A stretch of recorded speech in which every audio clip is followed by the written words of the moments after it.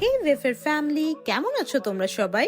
আশা করছি সবাই খুব ভালো আছো আর মোস্ট ইম্পর্টেন্টলি হ্যাপি আজকে আছো। শৈলীকে বললাম গাজরের হালুয়া বানানোর জন্য, দেখা যাক কেমন বানায়। তো যেমনটা শুনলে, এই ঠান্ডাতে গরম গাজরের হালুয়া খাওয়ার ইচ্ছা হয়েছে জন, তাই জন্য আমাকে বলল বানিয়ে দিতে।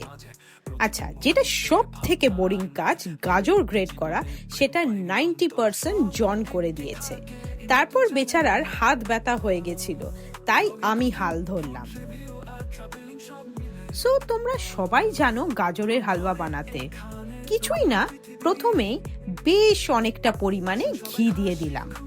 আচ্ছা, এখানে বলে রাখি, আমার মনে হয় এই রকম রান্নাতে একটু বেশি পরিমাণে ঘি ইউজ করলে বেশি টেস্টি হয়, তাই আমি দিয়েছি। তোমরা যারা হেলদি ওয়েতে বানাবে অল্প ঘি ইউজ করেই বানাতে পারো। তারপর গ্রেট করা গাজর দিয়ে কিছুক্ষণ মিক্স করে নিলাম। ও, তোমাদেরকে তো প্রথমেই বলতে হতো কি কি ইনগ্রিডিয়েন্টস ইউজ করেছি এই রান্নাতে।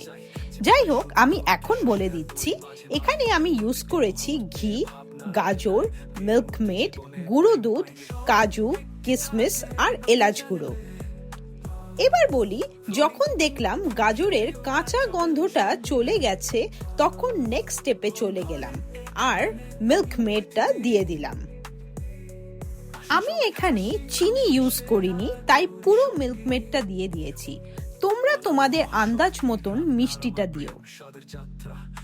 মিল্কমেডটা দেওয়ার পর কিছুক্ষণ মিক্স করে নিয়ে তারপর গুঁড়ো দুধটা দিয়ে দিলাম। এবার আবার আরেকবার মিক্স করে নিলাম। এখানে গুঁড়ো দুধের জায়গায় তোমরা খোয়া ক্ষীরও ইউজ করতে পারো।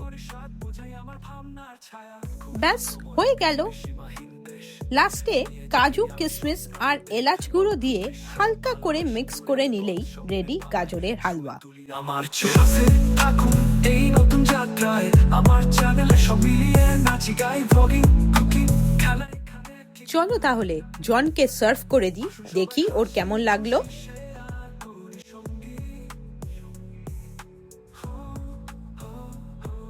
জন, গাজরের হালুয়া, হ্যাঁ এই গাওয়াস। চিয়ার্স। Oh my god!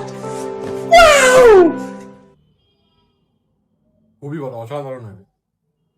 ওকে, মিষ্টিটা ঠিকঠাক হয়েছে?